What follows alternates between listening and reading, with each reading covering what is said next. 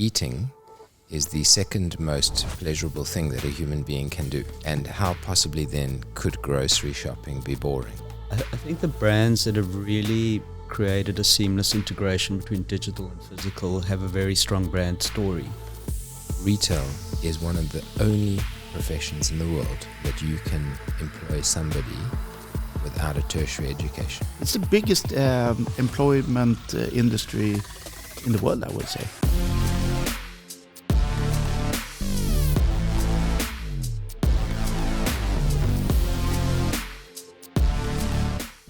Hi and welcome to the Next Gen Retail Pod. As always, we're sitting here at Mariatorget in Stockholm, and a bunch of curious companies all circling one or other way around the world of retail.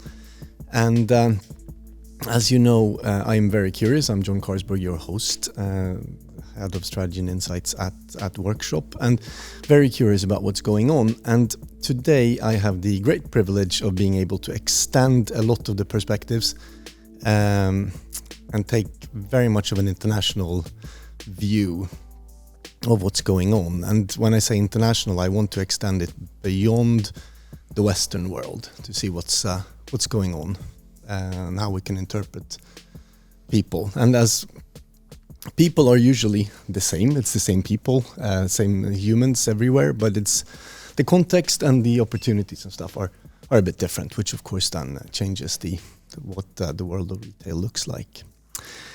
So I have the great privilege then of welcoming David Smollan, who is the CEO of Smollan. Thank you, John. And Brent Shahim, who's the founder of Lucky Beard, a design agency based in Dublin.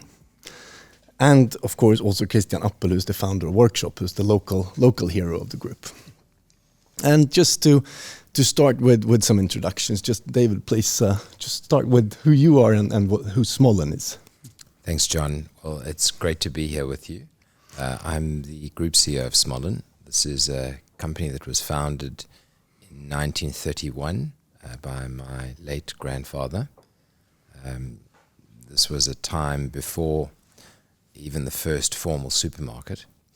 He was a famous rugby player, didn't finish school, and he started life as we claim the first outsourced sales rep on record in the world, calling on counter stores in the center of South Africa.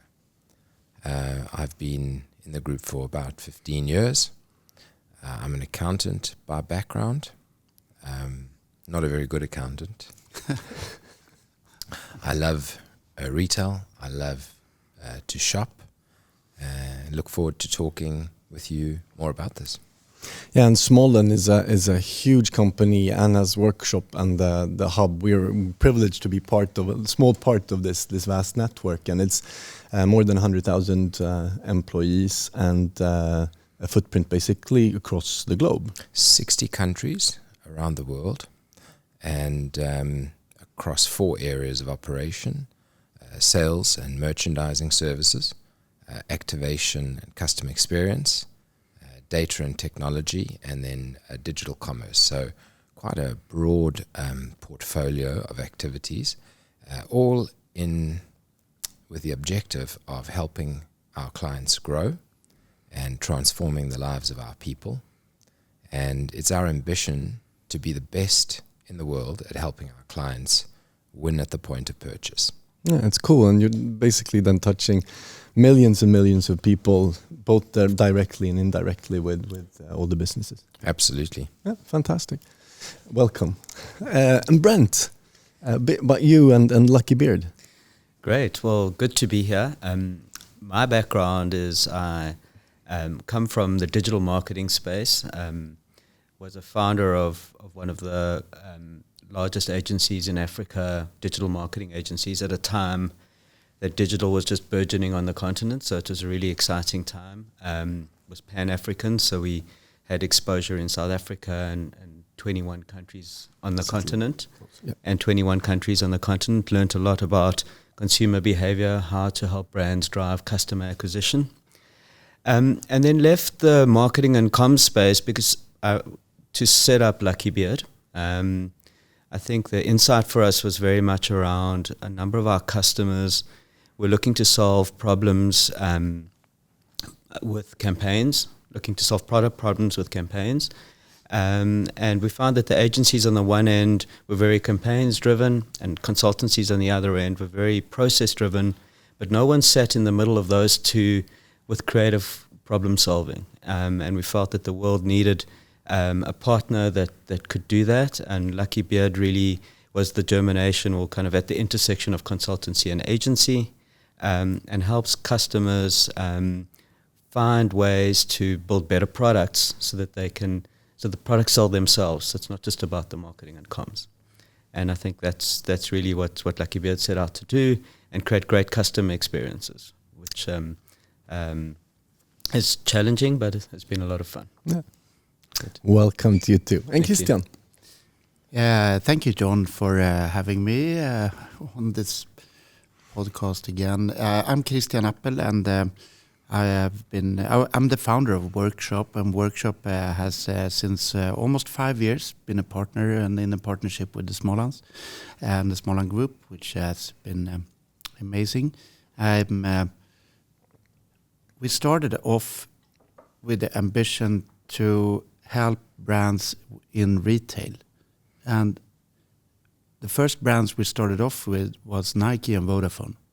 And since they are very enthusiastic about branding, especially Nike, I think that reflected our way of taking on retail branding, retail marketing, helping them out in different ways to develop and do consumer experience in a better way. And that's still our ambition and mission. So I love retail. It's so much fun, especially when it comes to consumer experience and try to enhance it. And if you think around, we've been in business for 20 years. How much have changed in those 20 years, and how much that will change the coming years.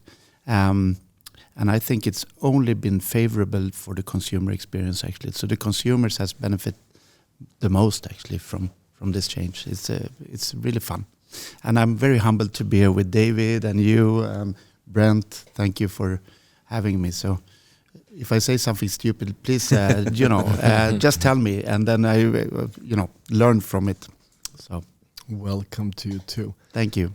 Let's start with just because since we have a very vast and international experience and outreach here, just to highlight some good examples of like retailers or brands, just something your favorite or something that you would want to highlight. Well, the one that I always think about is I remember reading an article by the founder of Whole Foods, and he said that eating is the second most pleasurable thing that a human being can do. And how possibly then could grocery shopping be boring? And that sort of framed the thought process behind Whole Foods. And I've always found Whole Foods to be a great shopping experience for grocery. And in fact, I love great grocery shopping around the world. I find to be so stimulating because it's a window into how people live their lives. What does a culture eat? How do they use products? Which products are important? And so I personally speaking, I love Whole Foods, but I love premium pharmacy / personal care around the world. Yeah. No, thanks a lot. And I'm also very much surprised that even if we know so much about good consumer experiences and what people would want in stores, and there are lots and lots of LinkedIn quotes every here and there saying the boring retail is dead, we know how to do things, that so much is still boring. I would say. I definitely agree. And a lot is good, of course, but a lot is not good enough. Brent, from your perspective then, something that you want to highlight, a brand or retail or an experience? Well, I mean, the retail experiences that really resonate with me are the clothing brands, especially in the luxury and the sporting space. I think a brand that for me has made great headway, especially in a very competitive sporting space, has been the Under Armour brand. I love what they have done and how they've created seamless experience from their digital content through to their online purchasing experience to the interactivity in their stores. I love what they, the way they've managed to break through and create a really innovative brand in a very competitive space. Really resonates for me. Yeah, cool. Christian, anything that you want to highlight? Yeah, but, to the boring thing, retail is a very complex operation. So logistically, all this organization around it. So it is actually complex. It's kind of easy to say, let's make it fun, let's make it something special, etc.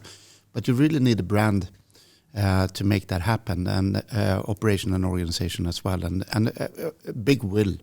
So when you think around, I like the curated stuff, the curated stores. I actually like museum shops. That kind of, when it's very curated in a way where someone is picking out the specific objects that I didn't know existed. They have a storytelling behind it that gives me something new that I didn't know, or that I could learn something from it. That kind of experience and shopping places really triggers me and gives me some kind of satisfaction, actually. It's interesting. Interesting point you raise, because on the topic of boring, I feel that many jobs in the world have a lot of boring elements to them. And, one can often look at magnificent examples of retail, but they sort of hide the boring parts of retail. And at its very core, retail is a very repetitive business.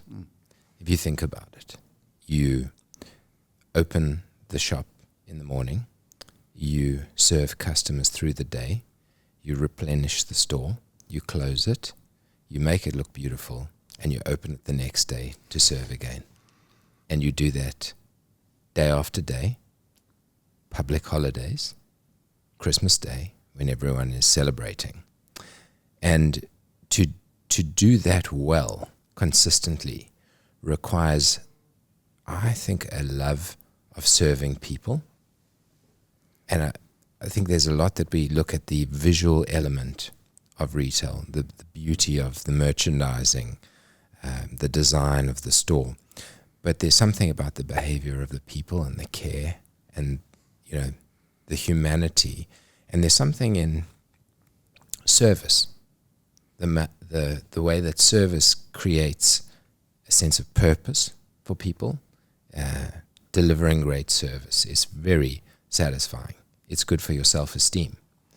And for me, what makes great retail truly great is the ability to consistently deliver on the boring aspects of it, so that you can present this beautiful outward-facing part of retail.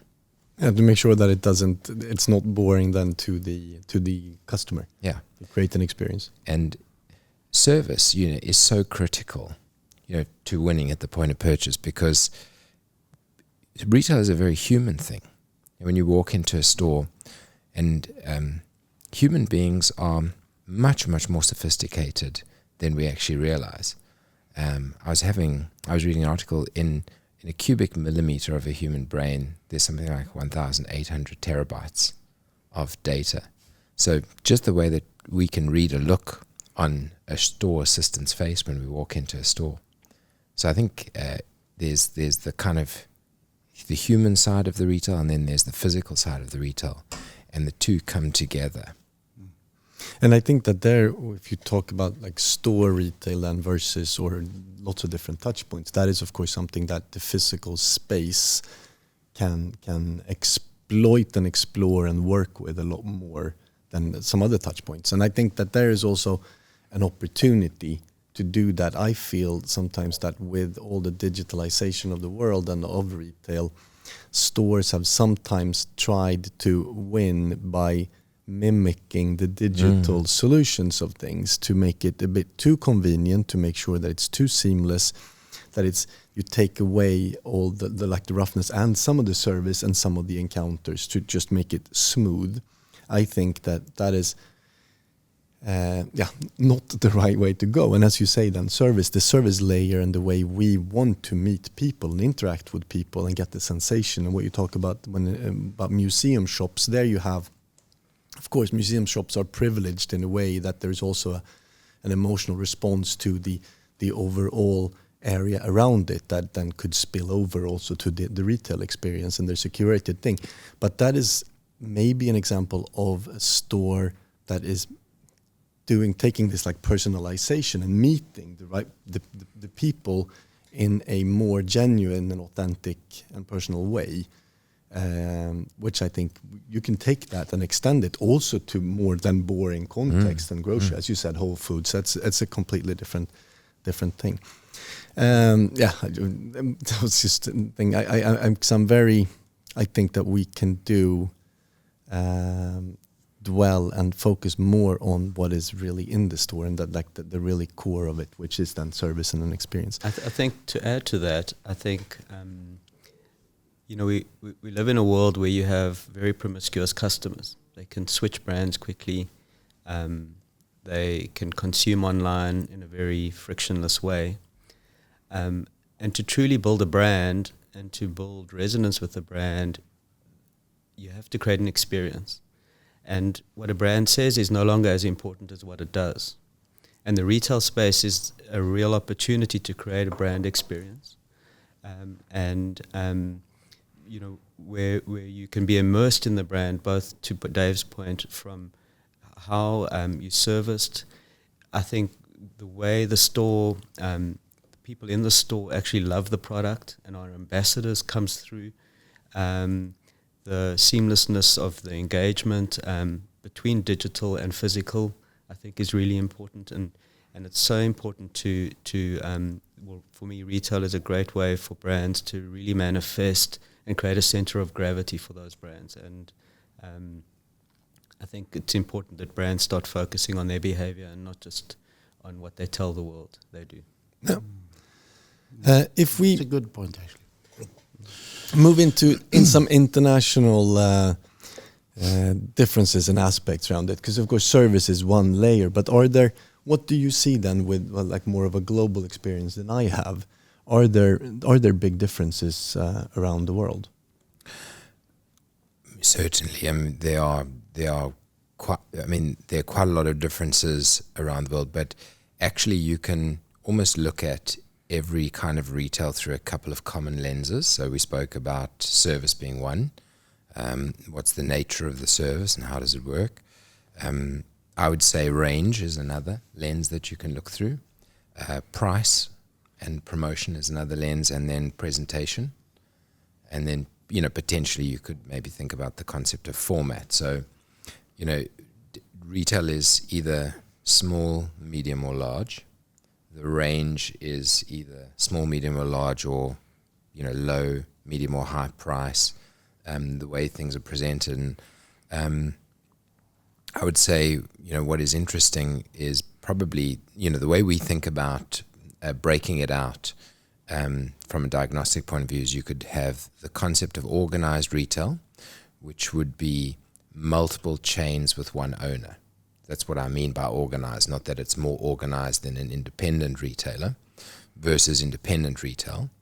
And organized retail tends to own more of its supply chain, whereas independent retail is served through a more complex route to market. And if you look at kind of retail, it tends, certainly grocery retail tends towards concentration and centralization. Whereas independent retail, because of its independence, has the ability to be far more unique. So even, you could take a brand like a Tracksmith versus an Under Armour or a Nike. Independent, very crafty. You almost feel like you're walking into an old-fashioned sports establishment when you go into a Tracksmith. But individually crafted. And if I think about grocery retail in a place like India, you would think that a small independent store would serve a certain clientele, but you would have affluent shoppers that have an account at their small local independent store for kind of convenience items. So,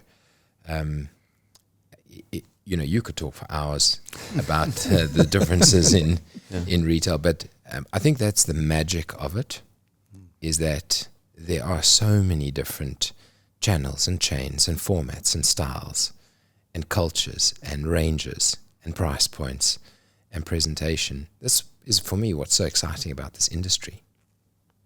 Is there anything that you would want to highlight, Brent or Christian, that you like, aspects that are even more different than others, or experiences? I think one thing that has been an experience and are an experience still is the luxury area of the branded goods world. And if you go around the key cities of the world, it's a little bit like soon staying in a monobrand world, because it looks the same. You have a similar brands selling all over the world, which is fine. But it's interesting. I think you have to adapt, or you will see in the coming period more community adapt retail, actually, that is more localized. Even for this luxury strong brands, they have to adapt, and you can see some of it coming out now in new campaigns and launches and stuff, that they are trying to do storytelling in a more localized way. If you're in Italy, you do it in one way. If you do it in London, another way, or Shanghai for that matter. It's quite a good insight, actually, that you raise. If you think about the big luxury groups, that their scale has in a way made the business quite homogenous. Yes. And what is quite exciting is to see some of the sort of breakthrough luxury, new kind of really boutique, quiet luxury cropping up. Mm-hmm. Crafty Japanese brands that are finding their way into the high street. Some old French leather houses that are being rejuvenated and finding their way, because ultimately I think people want novelty. Exactly, and true. It has to be, for real. But does that mean then that we will see a more diverse, or a shopping experience that will be more diverse? So brands will create different experiences where the different store and the physical touch points will be bigger differences, instead of seeing that, okay, you should always recognize this brand, you have the same flagship stores basically all over. What you say then is that the retail, the concepts will be more different, the bigger differences than around the world, or? Well, it's a good question, because when you think about, I would say like luxury is very different to grocery, for example. But if you think about luxury, in a way, what people are looking for is novelty and uniqueness and quality. Now, to create quality at scale is possible. To create novelty at scale is difficult. And to create uniqueness at scale is very difficult. So in a sense, you can be a victim. You're a victim of your own success as a big luxury brand. Yeah, and also, Brent, since you're working then even more about maybe design and branding, or have been, when it comes to this, will then because it is of course important to keep a brand together and to make it distinct in one way or another, so there are at least some facets of it that you can recognize, maybe then cross the board. But will then the e-com or some of the like the digital touch points be more important than to build like brand, and then you will have like the physical, the experiences, you would be will allow that to go a bit more crazy then, or? Well, I think the brands that have really created a seamless integration between digital and physical have a very strong brand story. And I think to some of the stuff we've been talking about, having a legacy and having a history and having a real brand story is really key, that can resonate with your customer. And then translating that into online, and not just in the transactional environment, but in the content environment, in the way that you consume their product in their e-commerce environment. And then when you walk into the store is to have the same experience in a physical way, see the same story, that the brand itself resonates, and that the people that represent the brand align with the story. I think that's where a lot of retailers, for me, as a consumer, not necessarily as a retail expert, get this wrong, is where their stores are functionally staffed as opposed to emotionally staffed, where you don't have people on the floor that necessarily resonate with the product or passionate about the product. And the minute that you're being served by someone who buys into the brand story, loves the product, would be a consumer of that product, they naturally learn about that product, they naturally create an infectiousness and become a almost an authentic brand ambassador. And I think that's the piece that's really key. And the other piece is that I think digital does create an opportunity for brands to have a center of gravity for their story. And what I mean by that, it's the one place that a brand can have all its content presented and its story presented in a way that their customers can consume it. Whereas in a retail environment, you're going to see a piece of that experience. Online, you're going to always see pieces of that experience in a 30-second ad, but the digital world is where you can create a mindset around a brand, and that just needs to be mirrored once they walk into the retail space. Yeah, and a bit, this is touching a little bit on what you said, Dave, around service, because of course it is service, it is people, it's making sure that you integrate and you create a holistic experience and leveraging on all of these possibilities that you have, and as you say, a possibility for the store to meet, like, create a personalized experience. You need to be a brand ambassador, you need to be agile, you need to understand and be good at service and want to be able to do that. I think it's we almost always get back to like the human aspect to things, and the meeting and the interest and the curiosity and the willingness to serve and to help. Agree. Can I use this as an opportunity to give a punt for retail as a force for good? Because, I mean, one of the things I think, I just think back to the origin of our company. It was my late grandfather. He didn't finish school, and he really needed to find a way to become employed, and he created an opportunity for himself. And even today in our group, retail is one of the only professions in the world that you can employ somebody without a tertiary education. There are very, very few opportunities for somebody to get into the world without a tertiary education. And as we all know from our own stories, potential is normally distributed across the population, and opportunity is very, very skewly distributed across the population. And retail is a vehicle for matching potential with opportunity, because you can start packing a shelf, loading a truck, driving a truck, and you can be the CEO of a retailer one day. And I think that we sometimes underestimate how physical retail has an opportunity to transform lives, and just creating an opportunity for somebody to be in service of another person and earn a living and learn and develop and progress in their life is quite significant. It's something that occupies every company's mind. How are we going to close the gap between rich and poor? You know, we talk a lot about, I remember listening a lot to Paul Polman, who I found personally quite inspirational. He was talking about the two big battles. One, which is man versus nature. But he said that's an easy one because you know who's going to win that battle. So to tackle that problem is, quite logical and simple. And then the second one is the many versus the few, which is a far more difficult battle to tackle. Yet retail is just an incredible place to be able to tackle that problem. And the beauty about retail is it's so intuitive to humans. Children do not even need to be taught to trade. They just pick it up on the playing field, whether it's stones or marbles or pencils or cards. You don't need to teach a child how to trade.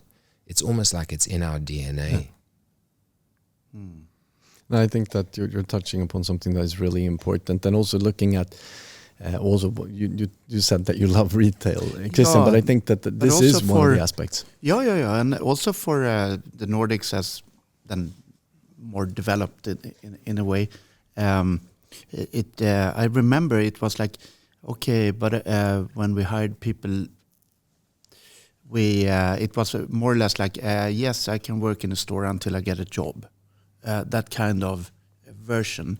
And I think we have been working really hard to show that this is a career path, this is a way of coming somewhere or becoming someone, with the result actually that it has been quite wide, from a Nordic perspective then, I think 70-75% actually not born where they work, which is an amazing opportunity.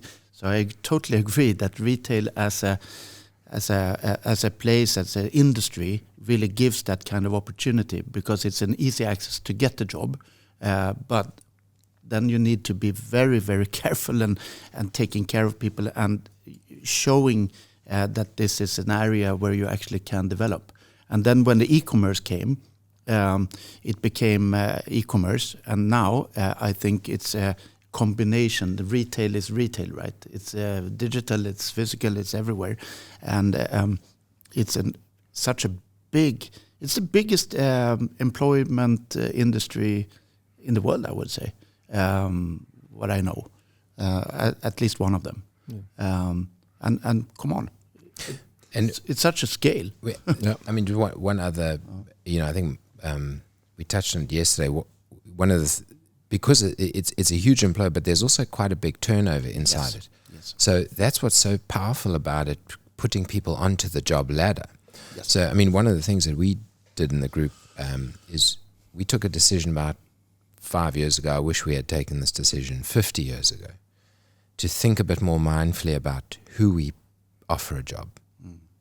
And we thought, given, you spoke about the number of people we have, say that we have a staff turnover of 15 to 20,000 people a year in entry-level positions, we decided to prioritize people who are from a family with zero income. Mm.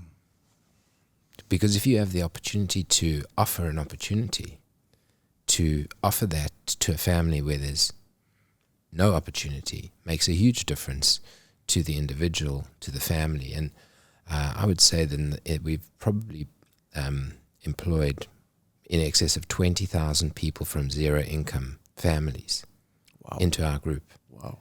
And I would imagine that aside from the good feeling that it gives everybody to create opportunities for others, that cohort will be more engaged, more caring, more appreciative than a cohort that perhaps had easier opportunities. And it's just a simple idea that anyone can do in retail. Just prioritize people that don't have the opportunity, because it's like first audition X Factor. Yeah, but exactly. I think that is really cool. And as you said, 50 years ago might have been even better. But it is just it gives hope, and it's encourage to dare to put such like a policy or to prioritize that. Because I would say lots of companies probably do not think that way. So I think that there's a huge potential, and as you said, hopefulness around it. Retail. I mean, if you think about the joy that you have in a great retail experience, all the joys you've had, the first car you bought, how that made you feel, the first time you saved up your pocket money to go and buy something you wanted, the feeling of a great experience. Retail is enormously hopeful, joyful, fulfilling. Yeah. To say that physical retail is dead is it's just a contradiction in every sense of the word. And I think I was listening to some of the feedback from the World Retail Congress in Paris, and a huge theme coming through this year is that the swing back to physical retail. Yeah, definitely. Yeah, for lots of reasons, and we also talked about that in prior episodes. That both big and small brands need physical outlets and physical touch points, as a combination and as a potential to meet and to deliver something that some of the touch points cannot deliver. Just I want to end on a little bit then on saying, okay, advice then. If you were to give, like a big brand would come to you and you would give like one piece of advice on how to, in general, develop. It's a very, very broad, maybe difficult question, but say let's one of the Nike or something that comes in and say, okay, what should we do that we're not doing? Just to see if we can agree on something or agree to disagree on something. Let Brent start. Well, I think, again, I just want to go back to this idea of it's becoming increasingly important for brands to behave in a way that's aligned to their story as opposed to broadcasting their story. And that, I guess, the intersection of how the brand behaves is in a physical retail environment with their customer. And so for me, I think the key is to spend time on ensuring that experience, it's almost entertainment, which is it's a multi-dimensional experience, both from, it's a visual experience, it's a service experience, it's a smell, it's a level of efficiency that all needs to come together. So I think training too is a big part for me. Is about how you immerse the face of your brand, who are your people on the floor, more holistically into the brand story. For me, would be the advice I would give. Christian? Well, I think a lot around new business models for, let's say, consumer goods production businesses. If Nike heard me now, they wouldn't really acknowledge that they might be pronounced like that. But so how could you actually be part of a longer journey of a consumer good as a business model? What I mean by that is because from a sustainability perspective, we need to do some changes. And you can see in the market that vintage goods, I think it's almost like 10 or 15% now of fashion in some areas. How can you actually be part of that in a better way, more long-term way? I would give that a lot of thought, and how would I then take that out into retail space or retail arena? Because there are so many opportunities within that. We had an idea just to have an outlet where it didn't come through yet, but maybe it will, where you are a brand, but you're only allowed to sell secondhand or vintage. You can't sell new stuff in order to try it out, in order to push yourself to new limits within that framework. I think it could be a fantastic experience. Now they are letting this arena go to entrepreneurs that build vintage ideas, maybe small scale still, but that will be big scale soon. Yeah. And Dave? I would agree with everything that's been said. So we don't disagree. That's good. Maybe I'll mention something maybe a bit less exciting. I would say post-COVID, post everything that I've seen, a renewed focus on availability and visibility. I think this is such a simple concept, but if I look at shopping today, and this could be digital or physical, how many times I've wanted something and it is either not available or not visible, and the availability and visibility is no longer just dependent on that last piece, because it's a complex supply chain and ordering system that impacts on availability and visibility. And in a sense, I feel it's a bit like preparing for the Olympic marathon for 3.5 years, running an incredible race, and then tripping in the last 100 meters. If you think about the amount of work that goes in, and then you fall down on availability and visibility, whether it's a pair of shoes, a watch, a stick of deodorant, or a chocolate. It, you know, I think that is something that is less glamorous to talk about. But, you know, at the end of the day, when the consumer meets the product, it is at the point of purchase. Yeah, no, I talk about like this peak end rule in a lot of cases, just how important the last part of the experience is, and of course that's highlighted, and that can backfire if you done lots of research and you love a brand, and then you won't be able then to successfully go through with whatever transaction or interaction you want to do with the product. And what's worse is you've done the job of creating the demand. Exactly. And you leave it to someone else to fulfill. Yeah. Thanks a lot for being able to pick your brains and having this conversation and joining me today. I had that we could spend a lot more time. There are lots of other things that we could talk about, but I think that this was a perfect conversation. Thank you for having us. Thank you. Thank you. Thank you. Fantastic. Thanks for listening.